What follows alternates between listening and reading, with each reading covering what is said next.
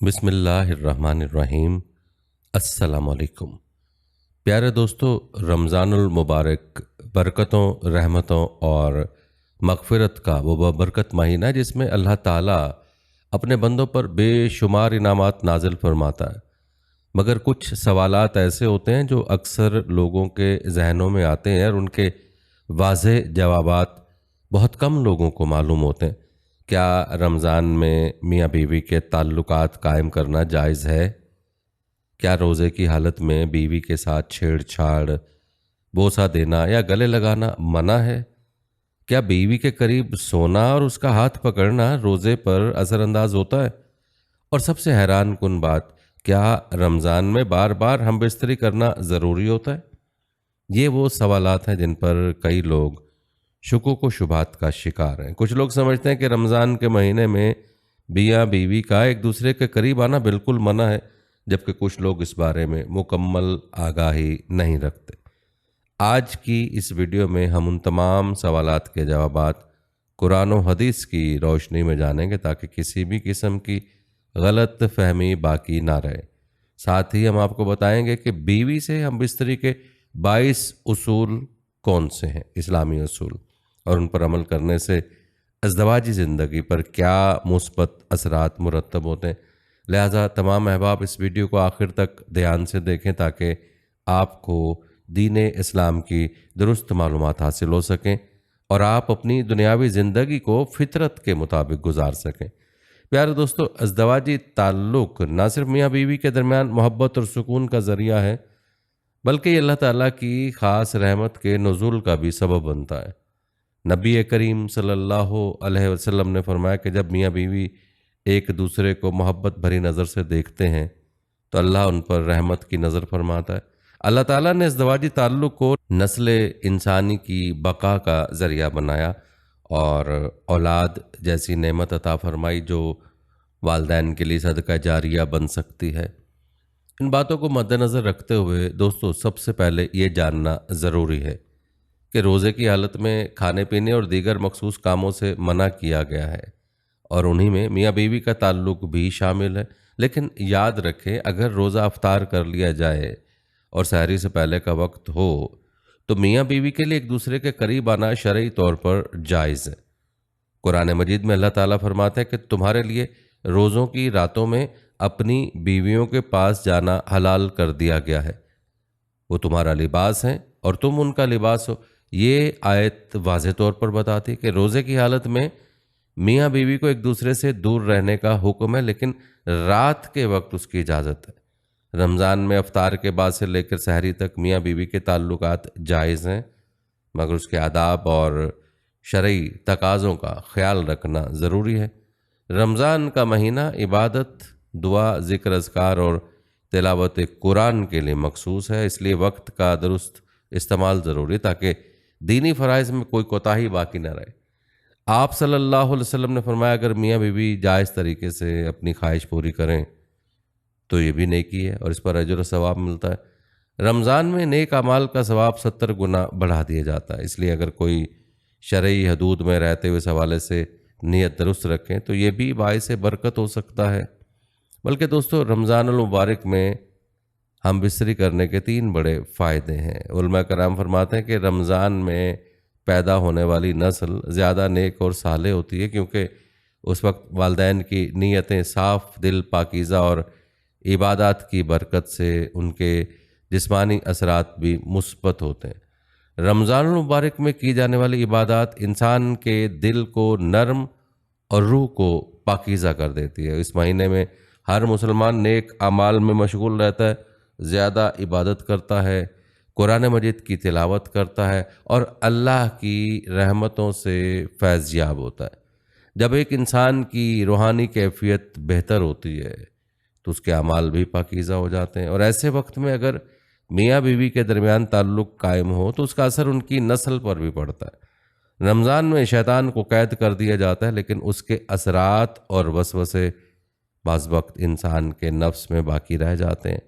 इस्लाम में निकाह को आधा ईमान करार दिया गया और हलाल तरीके से अपनी ख्वाहिशात पूरी करना बाइसे सवाब है। नबी अकरम सल्लल्लाहु अलैहि वसल्लम ने फरमाया कि जब میاں بیوی اللہ کا نام لے کر ایک دوسرے کے قریب آتے ہیں تو شیطان ان کے درمیان داخل نہیں ہو سکتا۔ رمضان میں ہم بستری کرنے سے میاں بیوی کے درمیان محبت میں اضافہ ہوتا ہے اور دونوں ایک دوسرے کے قریب آ کر شیطانی وسوسوں اور برائیوں سے محفوظ رہتے ہیں۔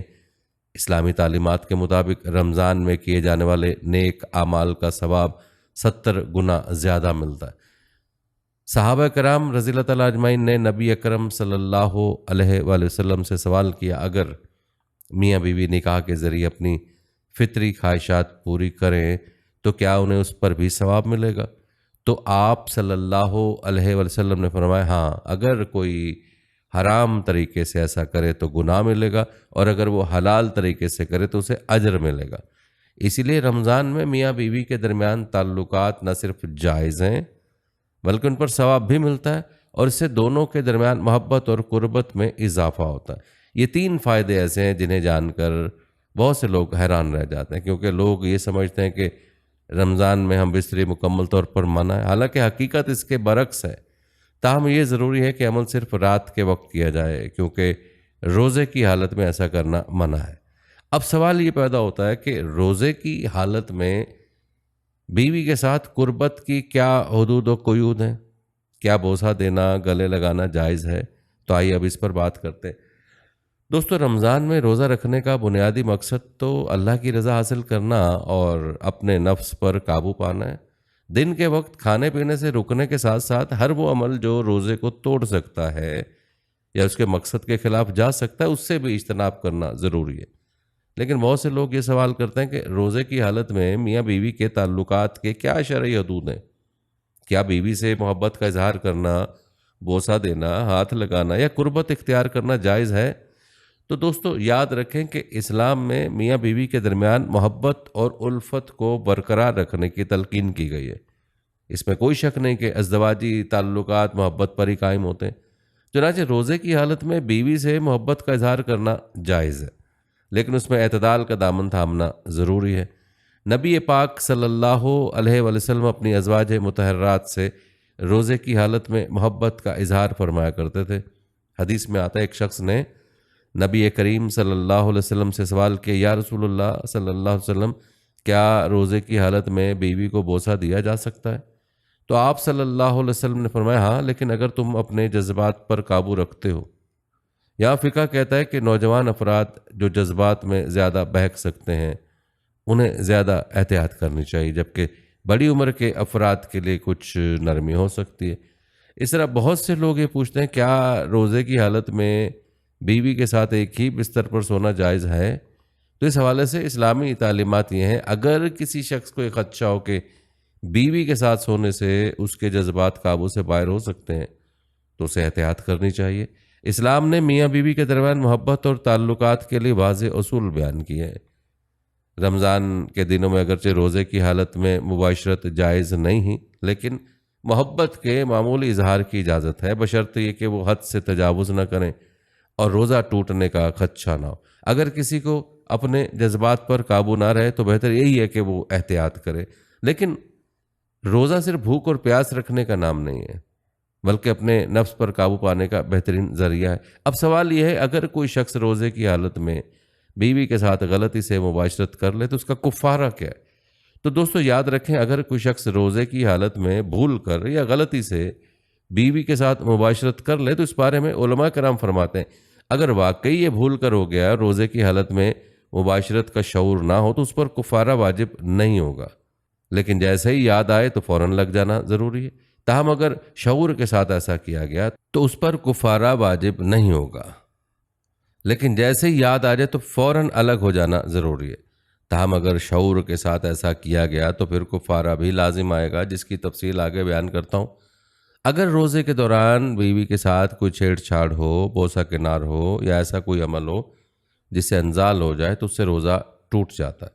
ایسی صورت میں روزے کی قضا لازم ہوگی، لیکن کفارہ واجب نہیں ہوگا، کیونکہ مباشرت نہیں ہوئی بلکہ صرف شہوت کے غلبے کی وجہ سے انزال ہوا۔ تاہم اگر یہ جان بوجھ کر کیا گیا ہو تو گناہ ہوگا اور روزے کی قضا کرنا لازمی ہوگی۔ اگر کوئی شخص روزے کی حالت میں جان بوجھ کر بیوی کے ساتھ ہم بستری کر لے تو اس کا کفارہ بہت سخت ہے، اس کے لیے 3 میں سے ایک کام کرنا لازم ہوگا: مسلسل 60 روزے رکھنا بغیر کسی وقفے کے ساتھ۔ اگر 60 روزے رکھنے کی استطاعت نہ ہو تو 60 مسکینوں کو کھانا کھلانا۔ اگر کھانا کھلانے کی بھی استطاعت نہ ہو تو جس حد تک ممکن ہو صدقہ دینا، اللہ سے سچی توبہ کرنا۔ یہ وہ تفصیلات ہیں جو ہر مسلمان کے لیے جاننا ضروری ہے تاکہ رمضان المبارک کی عبادات کو درست طریقے سے ادا کیا جا سکے۔ اگر کوئی شخص روزے کی حالت میں اپنی بیوی کے قریب سوئے اور ان کے درمیان کوئی شہوانی عمل نہ ہو تو اس میں کوئی حرج نہیں۔ لہٰذا اگر دل میں تقویٰ ہے اور شہوت پر قابو پایا جا سکتا ہے تو بیوی کے قریب سونا جائز ہے۔ اگر شوہر روزے کی حالت میں اپنی بیوی کا ہاتھ پکڑتا ہے یا گلے لگاتا ہے لیکن اس سے شہوت پیدا نہیں ہوتی اور انزال بھی نہیں ہوتا تو اس میں کوئی قباحت نہیں۔ البتہ اگر ایسا کرنے سے شہوانی جذبات بھڑک اٹھیں اور روزہ توڑنے کا خطرہ ہو تو ایسی چیزوں سے اجتناب کرنا بہتر ہے۔ شریعت ہمیں اس بات کی ترغیب دیتی ہے کہ رمضان میں عبادات پر توجہ دی جائے، ایسے کسی بھی عمل سے گریز کیا جائے جو روزے کے اصل مقصد یعنی نفس کی پاکیزگی اور تقویٰ کے خلاف ہو۔ اگر کسی کو یقین ہو کہ بیوی کے قریب جانے یا ہاتھ پکڑنے سے اپنے جذبات پر قابو نہیں رکھ سکے گا تو بہتر یہی ہے کہ وہ ان چیزوں سے بچے تاکہ روزہ مکمل حفاظت کے ساتھ برقرار رہے۔ پیارے دوستو، یہاں یہ بھی جانتے ہیں کہ کیا بار بار ہم بستری کرنا ضروری ہے؟ اسلام میں کوئی ایسی شرط یا حکم موجود نہیں جو یہ کہے کہ رمضان میں مخصوص تعداد میں ازدواجی تعلقات قائم کرنا ضروری ہے۔ ہاں، اگر کوئی میاں بیوی اپنی باہمی رضامندی سے افطار کے بعد اس تعلق کو قائم رکھنا چاہیں تو یہ ان کا حق ہے، لیکن اسے ضروری یا فرض سمجھنا غلط ہوگا۔ رمضان کا اصل مقصد اپنے نفس پر قابو پانا، عبادت میں اضافہ کرنا اور اللہ کی قربت حاصل کرنا۔ اگر کوئی شخص بار بار ہم بستری میں مشغول ہو کر عبادت سے غافل ہو جائے تو یہ رمضان کی روح کے خلاف ہوگا۔ اس لیے اعتدال اور توازن ضروری ہے۔ اسلام میں ہر چیز میں میانہ روی کی تلقین کی گئی ہے اور ازدواجی تعلق بھی اس اصول سے مستثنی نہیں ہے۔ رمضان میں ہم بستری کرنا بالکل جائز ہے مگر اسے بار بار کرنا ضروری نہیں۔ اصل چیز نیت اور اعتدال ہے۔ اگر یہ تعلق عبادت میں رکاوٹ بنے یا رمضان کے روحانی مقاصد کو متاثر کرے تو اس سے بچنا بہتر ہے۔ لیکن اگر میاں بیوی کے درمیان محبت اور سکون کے لیے ایسا کیا جا رہا ہے اور یہ رمضان کے معاملات کو متاثر نہیں کر رہا تو شرعی طور پر اس میں کوئی قباحت نہیں۔ یہ ایک انتہائی اہم موضوع ہے اور امید ہے کہ اس وضاحت سے آپ کی الجھن دور ہو گئی ہوگی۔ پیارے دوستو، اسلامی تعلیمات ہر پہلو میں رہنمائی فراہم کرتی ہے، حتیٰ کہ ازدواجی زندگی کے متعلق بھی مکمل ہدایت موجود ہیں۔ نبی کریم صلی اللہ علیہ وسلم نے ازدواجی تعلق کے آداب اور اصول سکھائے جن پر عمل کرنے سے نہ صرف میاں بیوی کی محبت میں اضافہ ہوتا ہے بلکہ اللہ کی رضا بھی حاصل ہوتی ہے۔ تو آئیے ہم یہاں یہ بھی جانتے ہیں کہ وہ کون سے 22 اصول ہیں جنہیں اپنا کر ہم اپنی ازدواجی زندگی کو خوشگوار اور بابرکت بنا سکتے ہیں۔ پہلا اصول، نیت کی درستگی۔ جب بھی میاں بیوی ازدواجی تعلقات قائم کریں تو ان کی نیت صرف خواہش پوری کرنا نہ ہو بلکہ اسے اللہ کی رضا کے لیے جائز طریقے سے انجام دینا۔ نبی کریم صلی اللہ علیہ وسلم نے فرمایا اگر کوئی شخص جائز طریقے سے اپنی خواہش پوری کرتا ہے تو اسے ثواب ملتا ہے، یعنی یہ عمل بھی عبادت کا درجہ رکھتا ہے بشرط کہ نیت درست ہو۔ دوسرا اصول، میاں بیوی کی باہمی رضامندی۔ اسلام میں زبردستی اور جبر کی کوئی گنجائش نہیں۔ ازدواجی تعلق صرف اس وقت قائم کیا جائے جب دونوں میاں بیوی اس بات پر راضی ہوں۔ بیوی کی مرضی کا احترام کرنا، اسے ذہنی اور جسمانی طور پر تیار کرنا ضروری ہے۔ تیسرا اصول، جسمانی صفائی اور خوشبو کا اہتمام۔ جسمانی صفائی نہ صرف ازدواجی تعلقات کے لیے ضروری ہے بلکہ دین اسلام کا بنیادی اصول بھی ہے۔ آپ صلی اللہ علیہ وسلم نے خوشبو لگانے، مسواک کرنے اور جسم کو صاف رکھنے کی ترغیب دی۔ خوشبو کا استعمال میاں بیوی کے تعلق میں محبت کو بڑھاتا ہے اور نفرت یا کراہت کے جذبات کو دور کرتا ہے۔ چوتھا اصول، محبت بھرے الفاظ اور حسن سلوک۔ ازدواجی تعلق صرف جسمانی عمل نہیں بلکہ اس میں جذبات اور محبت کا ہونا بھی لازم ہے۔ آپ صلی اللہ علیہ وآلہ وسلم نے فرمایا کہ تم میں سب سے بہتر وہ ہے جو اپنی بیوی کے لیے سب سے بہتر ہو۔ اس لیے تعلق قائم کرنے سے پہلے محبت بھرے الفاظ، تعریف اور نرمی کو اپنانا چاہیے تاکہ بیوی بھی اس تعلق میں سکون محسوس کرے۔ پانچواں اصول ہے مباشرت۔ مباشرت سے پہلے دعا پڑھنا۔ نبی کریم صلی اللہ علیہ وسلم نے ازدواجی تعلق سے پہلے ایک دعا سکھائی: اے اللہ، ہمیں شیطان سے دور رکھ اور جو اولاد تو ہمیں عطا کرے اسے بھی شیطان سے محفوظ رکھ۔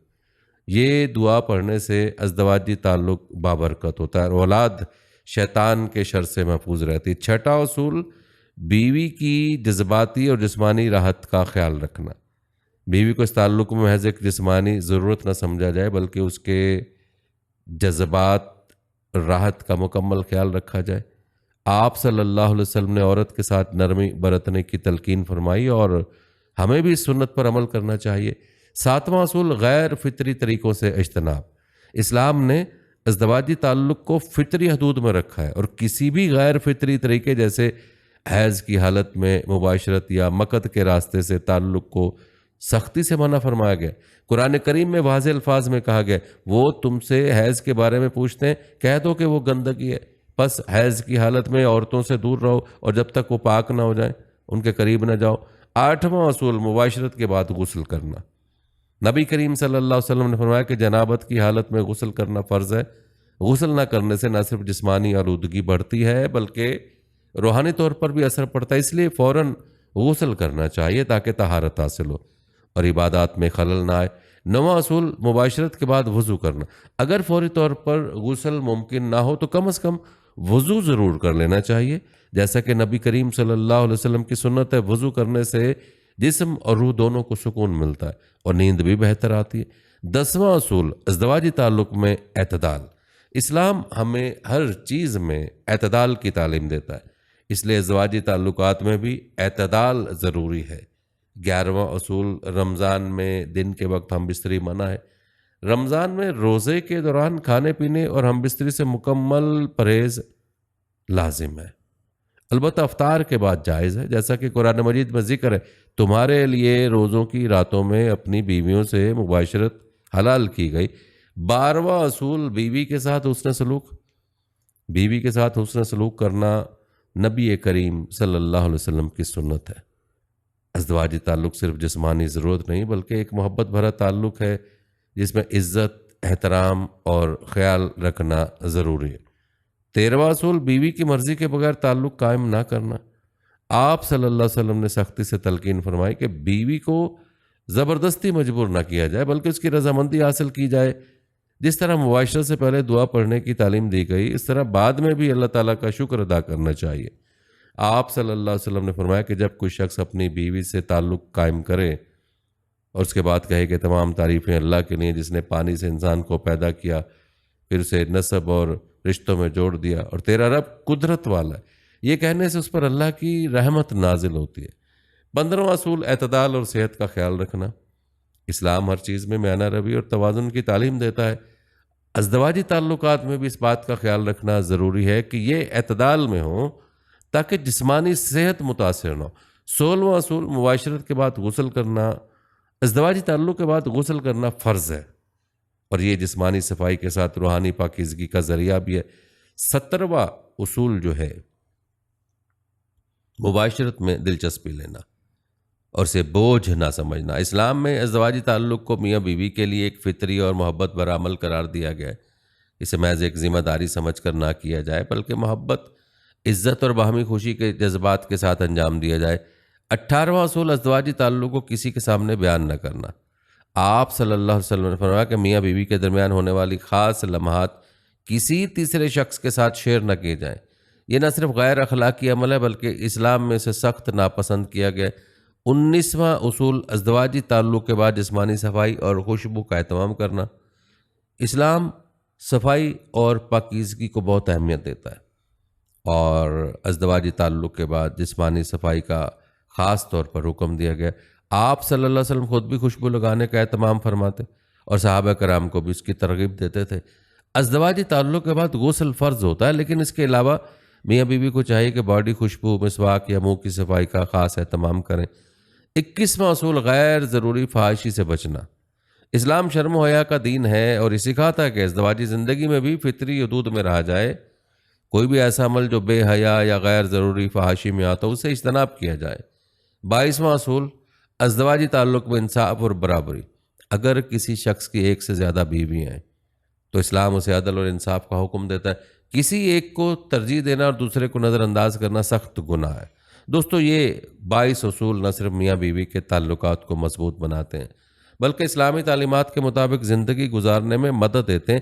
اگر ان اصولوں پر عمل کیا جائے تو ازدواجی زندگی محبت، خوشحالی اور برکت سے بھرپور ہو جاتی ہے۔ پیارے دوستو، ازدواجی مسائل کے حل کے لیے آپ صلی اللہ علیہ وسلم کی ہدایت ذہن میں رکھیں۔ نبی کریم صلی اللہ علیہ وسلم ہمیشہ اپنی ازواج مطہرات کے ساتھ محبت، نرمی اور حسن سلوک سے پیش آتے تھے۔ آپ صلی اللہ علیہ وسلم نے فرمایا تم میں سے بہتر وہ ہے جو اپنے گھر والوں کے لیے بہتر ہو، اور میں اپنے گھر والوں کے لیے تم سب سے بہتر ہوں۔ ازدواجی مسائل کو سختی اور غصے کی بجائے نرمی اور محبت کے ساتھ حل کرنا زیادہ مؤثر ہوتا ہے۔ ہر رشتے میں اختلاف اور غلط فہمیاں ہو سکتی ہیں، لیکن نبی صلی اللہ علیہ وسلم نے صبر اور درگزر کی تعلیم دی۔ نبی کریم صلی اللہ علیہ وسلم کی سیرت مبارکہ ہمیں سکھاتی ہے کہ ازدواجی زندگی کو خوشگوار بنانے کے لیے محبت، انصاف، صبر، نرمی اور دعا کی ضرورت ہوتی ہے۔ اگر میاں بیوی ان اصولوں کو اپنائیں تو ان کی زندگی دنیا و آخرت میں کامیاب ہو سکتی ہے۔ دوستو، ہمیشہ حلال راستہ اپنائیں۔ اگر برے خیالات آئیں تو بیوی کے ساتھ محبت بھرا وقت گزاریں، کیونکہ نبی صلی اللہ علیہ وسلم نے فرمایا کہ جب تمہاری نظر کسی عورت پر پڑے تو فوراً اپنی بیوی کے پاس جاؤ، یہ تمہیں برائی سے بچا دے گی۔ بس آخر میں یہ کہوں گا کہ سوشل میڈیا کا مثبت استعمال کیجیے، غلط مواد دیکھنے کے بجائے دینی اور تعمیری چیزوں پر توجہ دیں اور اپنی زندگی میں ہمیشہ مثبت تبدیلی لائیں۔ رمضان میں عبادت کے ساتھ ساتھ اپنی ازدواجی زندگی کے معاملات کو بھی توازن کے ساتھ گزاریں تاکہ ہمارا مہینہ برکتوں اور رحمتوں سے بھرپور ہو۔ دوستو، اگر آپ کو یہ معلومات پسند آئی ہیں تو ویڈیو کو لائک کیجیے گا، چینل کو سبسکرائب کرنے کے ساتھ ساتھ اپنی رائے کمنٹ سیکشن میں ضرور دیجیے گا۔ یہاں پر مجھے اجازت دیجیے، ملتے ہیں اگلی آنے والی نئی ویڈیو میں، تب تک کے لیے اللہ حافظ۔